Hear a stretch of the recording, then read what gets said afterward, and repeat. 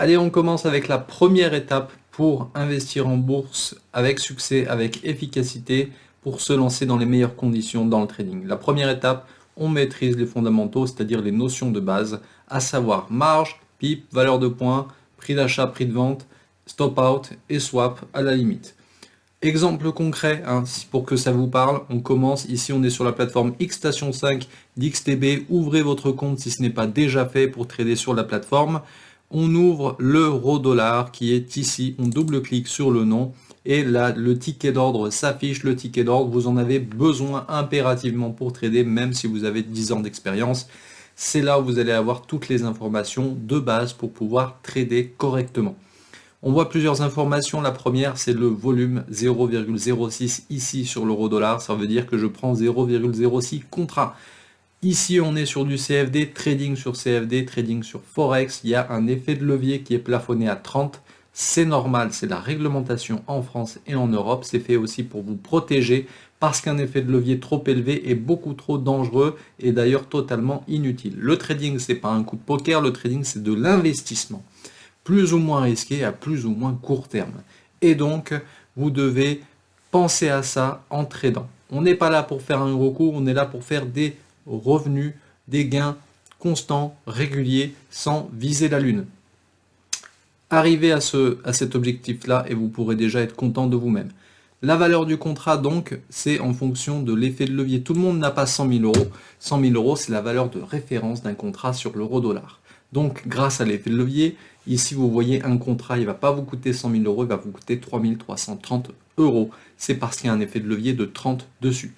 Donc, 3 330 euros, après, vous pouvez prendre plusieurs contrats. Vous voyez, ça monte. Et moins d'un contrat si vous n'avez pas assez de capital. On descend en dessous de un contrat, on peut même prendre 0,1. Ça fait que vous investissez 333 euros sur l'euro-dollar et même encore en dessous, le plus bas, 0,01, c'est un micro-lot, c'est 33,30 euros sur l'euro-dollar. La marge, c'est ce que vous devez surveiller parce que la marge, c'est ce qui sort de votre poche pour rentrer en opération sur le marché et ici sur l'euro-dollar. Donc, n'oubliez pas ça, on joue avec le volume pour choisir sa marge. Sa marge, c'est combien on investit réellement là tout de suite à l'achat ou à la vente sur l'euro-dollar. On enchaîne avec le swap journalier. Le swap journalier, c'est valable sur le Forex. C'est des frais qui sont prélevés au broker et que du coup, le broker répercute sur vous. C'est des frais de refinancement, c'est-à-dire que vous tenez une position à l'achat ou à la vente sur l'euro-dollar plus de 24 heures, et bien après minuit, vous allez avoir des frais qui seront prélevés sur la position. Ça se compte en centimes, c'est pas très élevé, mais il faut en tenir compte dans une stratégie qui dure plus de 24 heures. Donc, on enchaîne avec la valeur du PIP, très important la valeur du PIP. Vous voyez qu'il y a des chiffres qui sont en gras ici, et bien c'est ça le PIP, c'est la plus petite variation du cours à l'instant présent. Donc c'est-à-dire qu'ici on passe de 0,3 à 0,4, je vais gagner ou perdre 0,08 euros, tout simplement. Rien de très compliqué, mais ça vous dit la valeur du PIP. Si le chiffre en gras bouge à la hausse ou à la baisse, combien vous allez pouvoir potentiellement gagner ou perdre, très important. La commission, il n'y en a quasiment pas sur XTB, il n'y aura que le spread. Le spread, c'est la différence entre le prix d'achat et le prix de vente, et c'est la commission du broker, c'est comme ça qu'il se rémunère. De toute façon, ne vous inquiétez pas, la plupart des brokers qui sont régulés en France comme XTB ont quasiment tous les mêmes niveaux de spread. C'est pas par rapport au spread qu'on va choisir son broker, c'est par rapport à la sécurité qu'il représente, son niveau de régulation et l'efficacité de sa plateforme. Et la quantité de produits, bien sûr, qu'on peut y trouver en fonction de vos besoins. Voilà, on enchaîne avec les autres notions de base. Le prix d'achat en vert, le prix de vente en rouge. On est sur du CFD, donc on peut spéculer à la baisse. Bien sûr, vous pouvez acheter de l'euro-dollar. Et si on voit qu'on est à 1,18 sur l'euro-dollar, si vous pensez qu'il va monter à 1,20, vous achetez et vous gagnez de l'argent si ça monte. Et si vous pensez qu'il va descendre à 1,15, eh bien vous allez appuyer directement sur la touche vendre et vous allez gagner de l'argent si le cours descend à 1,15. Il n'y a pas de problème, c'est de la spéculation à la vente et vous pouvez le faire et je vous y encourage, notamment quand il y a des opportunités en période de crise, c'est le cas.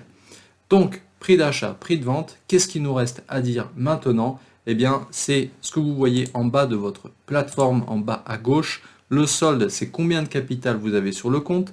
Les fonds disponibles, c'est votre capital plus les gains ou moins les pertes, c'est selon. Ensuite, la marge, c'est combien j'ai réellement investi sur l'euro-dollar, puisque là, j'ai acheté de l'euro-dollar, c'est-à-dire à peu près 200 euros, 199,80. La marge disponible, eh bien, c'est mon capital moins la marge que j'ai déjà investie en ce moment sur l'euro-dollar. Donc, combien il me reste pour pouvoir réinvestir sur les marchés maintenant. Et le niveau de marge, très important, surveillez-le de très près, parce que le niveau de marge ne doit jamais descendre en dessous de 100%. Le niveau de marge, en fait, il va calculer votre exposition sur les marchés. Donc, s'il est en dessous de 100%, c'est pas bon. Et même s'il est à 100%, c'est pas bon, parce que ça veut dire que vous êtes très exposé par rapport à votre capital. Ne faites jamais ça. Retenez simplement une règle. Ne soyez jamais à 100% ou en dessous de 100%, parce qu'à 50%, le broker va couper automatiquement votre principale perte c'est un système de sécurité qui est obligatoire en France, qui est fait pour vous protéger, mais ça va, boum, couper votre perte la plus importante.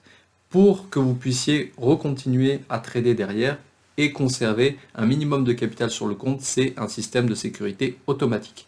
Donc, si vous vous rapprochez des 100%, retenez simplement ceci. Fermez votre position la plus perdante ou rajoutez du capital, sinon vous risquez le stop out. C'est ce que je viens d'expliquer. On en a fini avec les notions de base, ça c'était l'étape 1. J'espère que vous allez retenir tout ça pour passer à l'étape 2, comment choisir sa stratégie. Allez, bye bye, on enchaîne.